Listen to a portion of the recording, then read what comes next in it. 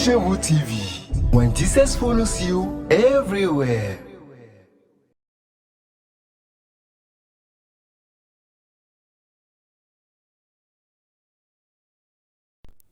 Shalom, shalom, bien-aimés dans le Seigneur. J'espère que vous allez encore très bien ce matin. Le Seigneur nous a fait grâce et nous a aidés parmi les vivants. Alors que son nom soit loué. Alors merci encore une fois parce que vous êtes encore au rendez-vous du recevoir, vous êtes au rendez-vous de la réception du Saint-Esprit qui à chaque fois se prépare à nous nourrir à travers sa parole, à travers ses messages. Alors ce matin, avant toute chose, je vais juste prier, vous incliner dans la prière avec moi. Amen. Père éternel, Dieu trois fois saint, je te dis merci pour ce moment précieux que tu nous donnes encore une fois. Et Seigneur Jésus, tu nous as dit dans ta parole, lorsque nous prions, nous demandons le Père quotidien. Et nous demandons aujourd'hui ce Père-là qui va rassasier notre esprit, qui va rassasier notre âme. Ce Père qui va nous permettre d'être connectés avec toi, pour que ton nom soit glorifié, soit béni. Et viens donner ce message, Seigneur, avec puissance, afin qu'au travers de ce message, que notre témoignage naisse au nom puissant de Jésus. Amen. Alors, bien-aimés dans le Seigneur, le thème de mon message ce matin, c'est recréer votre monde. Recréer votre monde. Alléluia.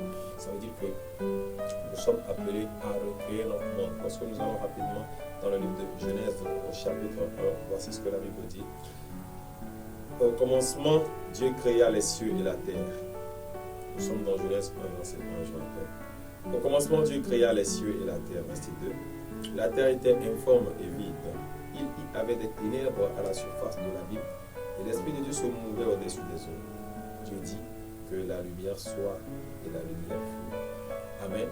Alléluia, bien-aimés. Lorsque nous lisons ces versets, nous avons toujours tendance à penser que une fois que Dieu a dit que la lumière soit, la lumière est apparue, nous avons tendance à penser que à chaque fois que Dieu disait que ceci soit, cela apparaissait.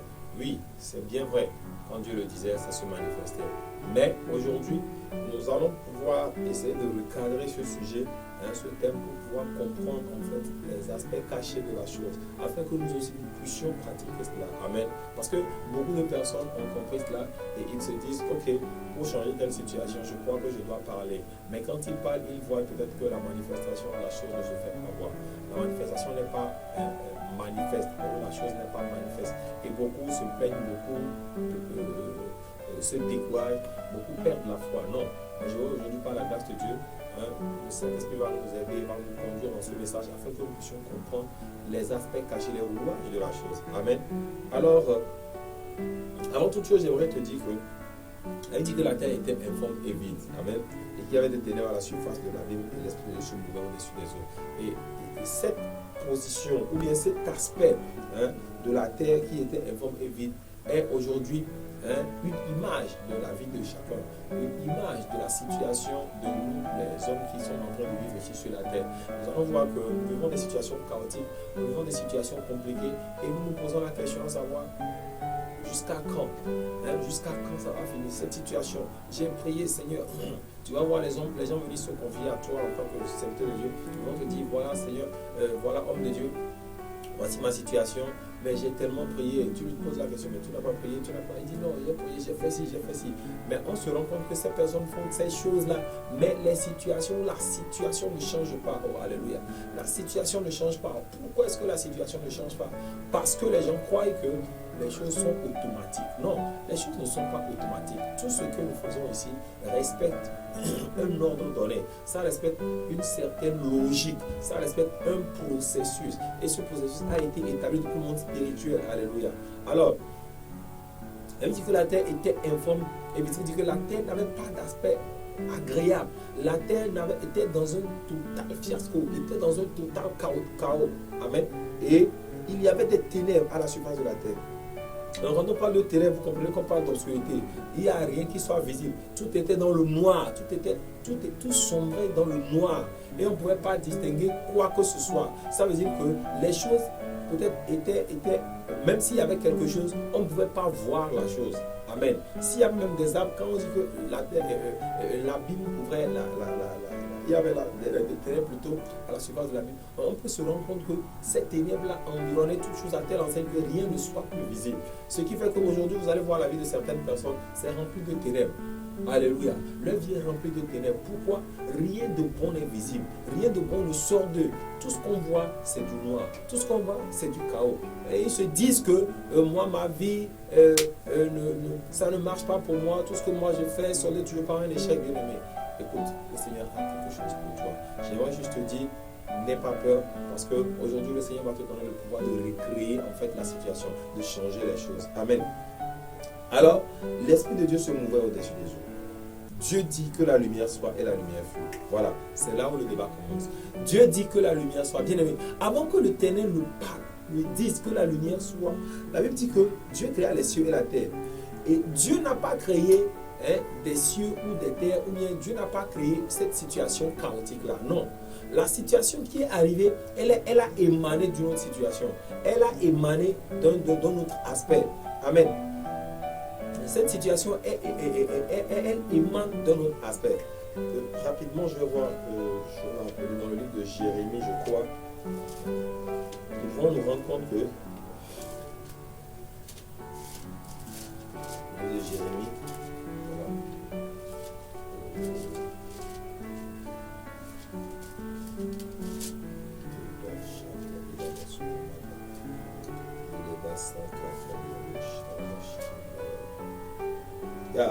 Jérémie chapitre 4, ok, à partir du verset 23, écoutez bien, le prophète dit, je regarde la terre et voici, elle est informe et vide.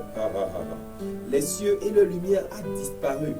Je regarde les montagnes et voici, elles sont ébranlées et toutes les collines chancellent. Je regarde et voici, il n'y a point d'homme et tous les oiseaux des cieux ont pris la fuite. Bien aimé, c'est comme ça. Ça veut dire que la terre, en fait, au début, il y avait quand même une vie sur la terre. Il y avait quand même un aspect agréable. C'était un endroit où on pouvait vivre. Mais le fiasco est arrivé, le chaos est arrivé. Et quand la situation chaotique est arrivée, automatiquement, le vide est arrivé sur la terre. Ça veut dire que en quittant le verset 1 au verset 2, il y a eu des choses qui se sont passées. Et c'est comme ça, tu es ta vie. Avant, peut-être les gens te connaissaient comme étant le grand frère de la famille. Les gens te connaissaient comme étant cette personne-là. Quand on ne te voit pas, on n'est pas en paix. Quand le grand frère est là, c'est la sécurité. Mais aujourd'hui, toutes tes affaires sont tombées à l'eau. Tout ce que tu fais, ton mariage est carrément anéanti. C'est le divorce qui est prononcé. Tes enfants t'ont abandonné. Bien-aimé, ma soeur, laisse-moi te dire que ce n'est pas encore fini. Ce n'est pas encore fini. S'il y a un Dieu dans le ciel qui existe et qui répond aux prières, c'est qu'il peut répondre favorablement également à tes prières et il va forcément répondre. Donc je disais que, alors,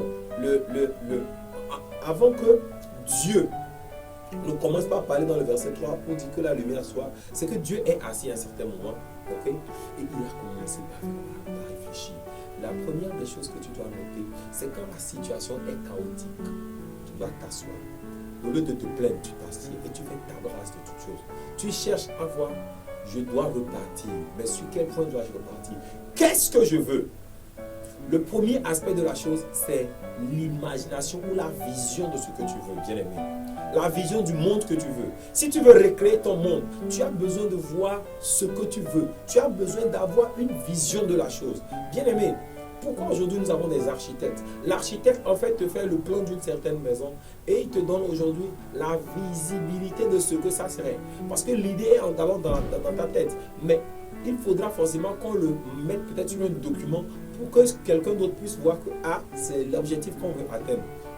C'est la vision qu'on veut atteindre. Donc, tu dois normalement avoir cette vision-là. Et cette vision-là, ça te permet en fait de voir là où tu veux aller. Alors, quand tu as la vision, ça te permet de faire quoi? De savoir où mettre les pas, de savoir comment mettre les jalons, de savoir comment poser les bornes pour y arriver.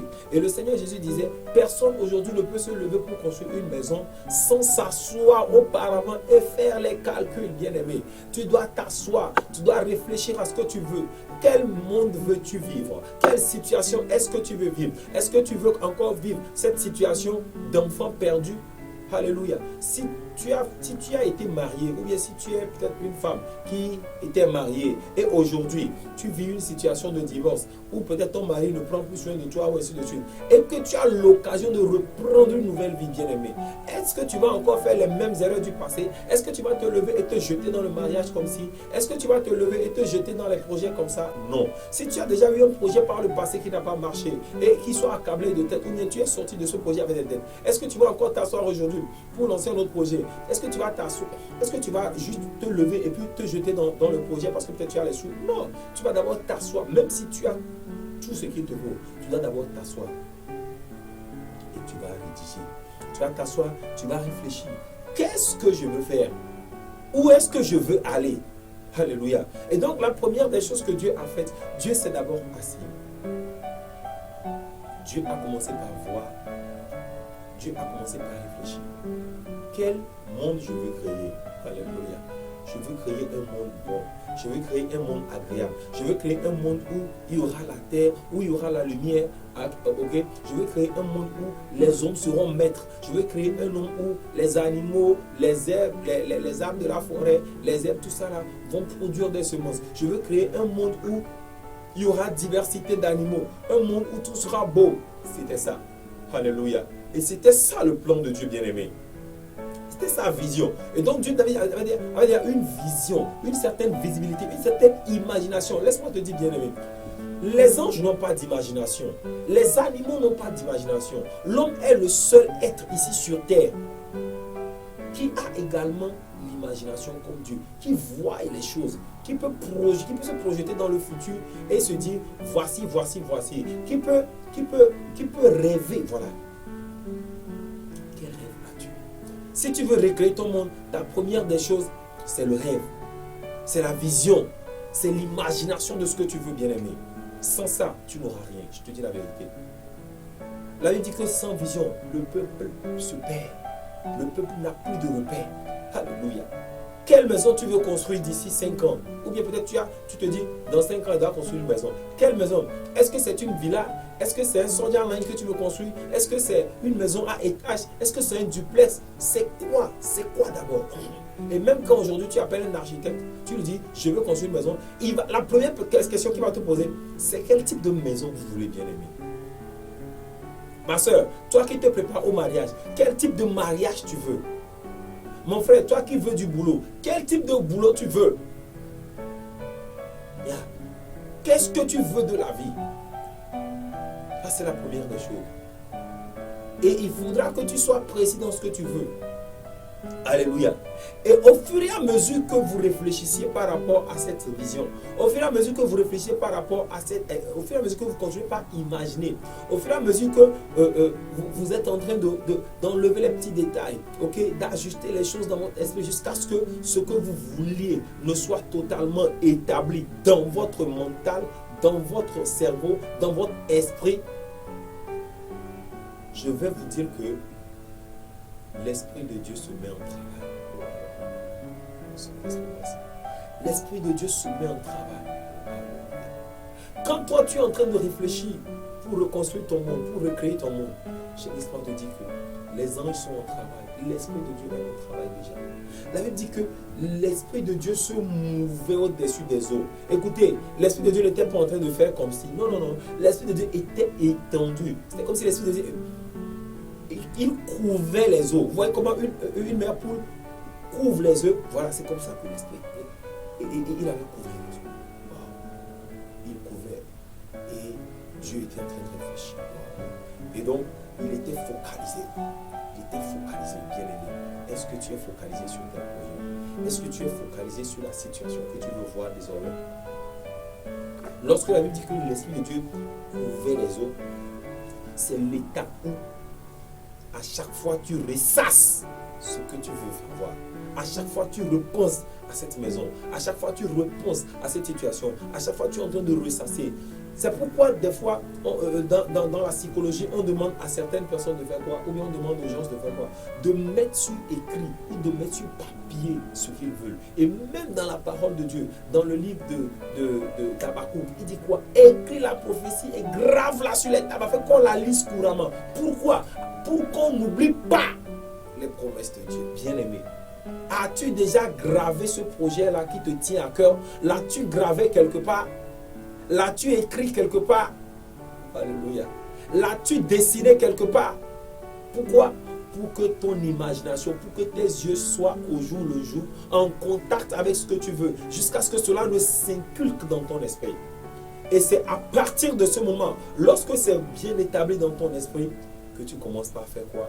Que tu commences par prier. Oh, alléluia. Tu commences par prier pour la réalisation de ceci. Tu commences par prier. Et cette prière dit quoi? Cette prière t'appelle à attirer les choses du monde invisible vers le monde physique. La prière amène à ce qui est dans le monde invisible de prendre forme, de prendre chair. Lorsque Dieu dit que la lumière soit, la Bible dit quoi? Et la lumière fut. Bien aimé, la lumière ne fut pas. Je suis désolé. Vous savez quoi? La lumière fut. Et quand on dit elle fut, elle n'était pas physique. Elle était d'abord spirituelle. Donc à chaque fois que tu invites cette chose-là de se manifester, cette chose-là dans le monde spirituel prend forme. Ok? Elle prend forme. Je vais te montrer quelque chose. Lorsque nous allons au verset 14, on dit la lumière fut. Mais c'est lorsque nous allons au verset 14, on dit quoi? Dieu dit qu'il y ait des luminaires dans l'étendue du ciel pour séparer le jour d'avec la nuit.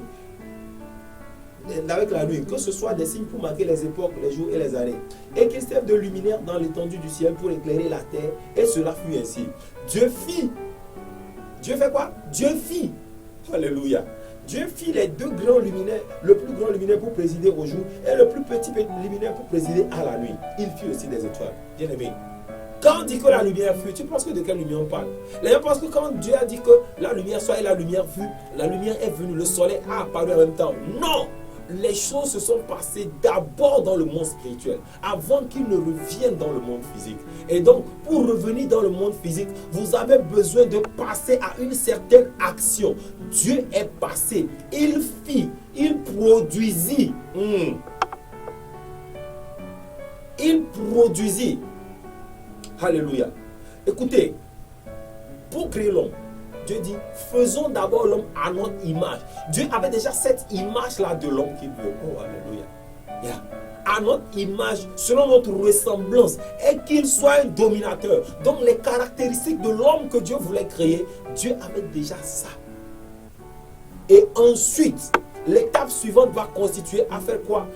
À Dieu de se lever, de prendre de la poussière, de prendre de la boue, de la malaxer et d'y mettre son souffle. C'est comme ça que Dieu fit l'homme. Donc, pour recréer votre monde, vous avez besoin de 3 étapes. Première étape, la visibilité, la vision de ce que vous voulez. L'imagination, le rêve. Ça, c'est la première étape. La deuxième étape, la construction de cette chose-là en esprit. Yeah. La construction de cette chose-là en esprit. Et troisième étape, bien aimé, la productivité, la mise en place. Alléluia, la mise en place. Yeah. Vous ne pouvez pas vous dire que je veux construire une maison et vous êtes là et vous ressassez seulement et vous allez un jour voir la maison apparaître. Non, vous avez besoin de maçons, vous avez besoin des travailleurs, des ouvriers pour travailler. Bien aimé, laissez-moi vous dire, nous devons comprendre que tout ce que nous sommes appelés à faire, nous devons le faire dans une bonne logique. Parce que la logique même, elle a été déjà établie par Dieu depuis le commencement.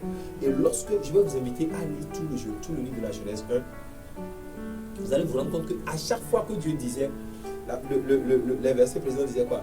Que cela fut, cela fut, cela fut.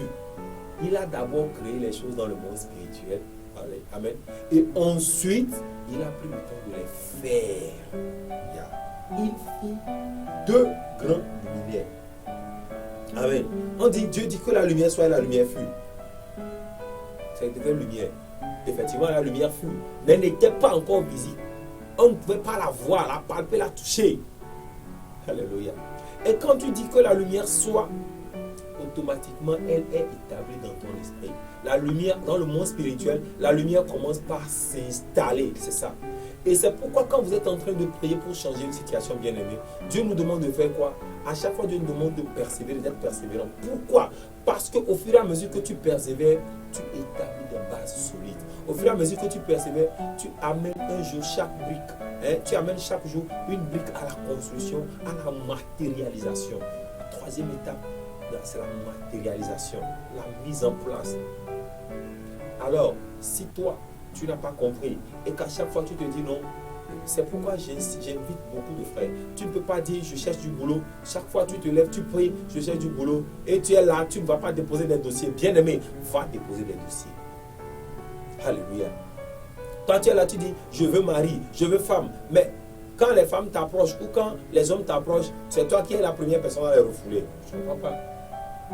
Alléluia. Je veux un homme sérieux. Je veux une femme sérieuse dans ma vie. Bien aimé. Comment tu peux savoir si quelqu'un est sérieux si tu ne côtoies pas la personne? Comment tu peux savoir que ça c'est la bonne chose si tu n'essaies pas d'approcher, d'analyser la chose? Beaucoup de personnes sont déjà passées à côté de leur bonheur parce qu'ils n'ont pas eu la connaissance de pouvoir chercher à analyser. Lorsque Dieu va te donner un cadeau et il ne te donne pas ça, Dieu ne donne pas de l'or pur comme ça, bien aimé. Ce que Dieu va te donner comme or là, c'est du sable noir et c'est à toi de travailler par rapport à cela. Si quelqu'un te dit que lui, l'or que les gens vont extraire là, ce n'est pas ce que nous voyons comme le produit fini. Non, c'est un travail qui a été fait pour que ça devienne un produit fini. Alléluia.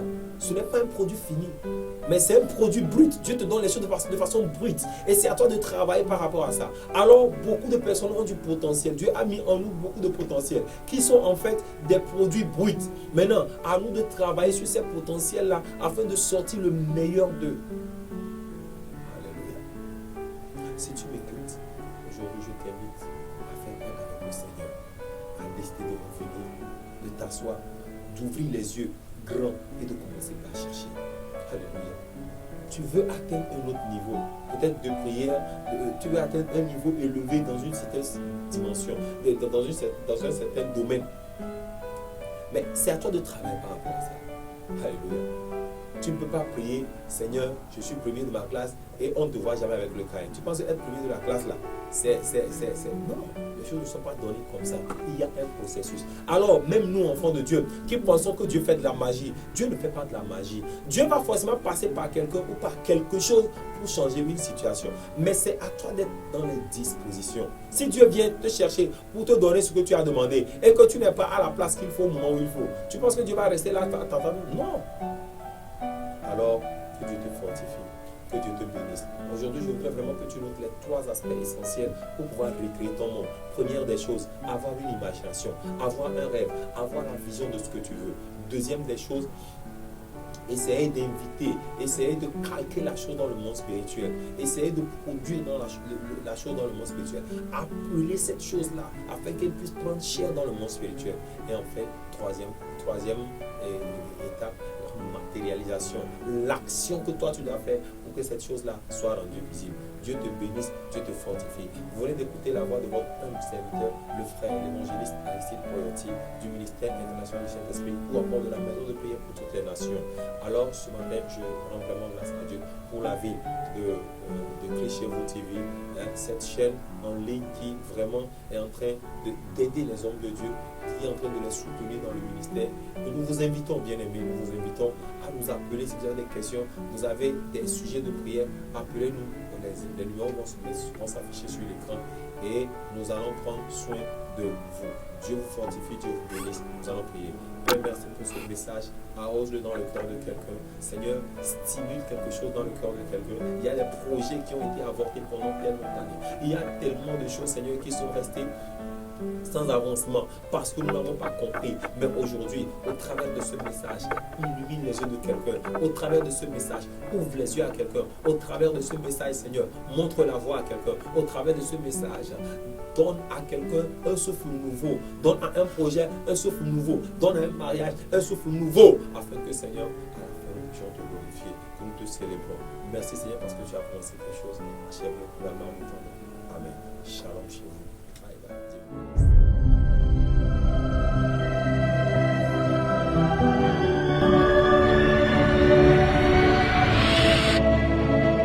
Christ Chez-vous TV. When Jesus follows you everywhere.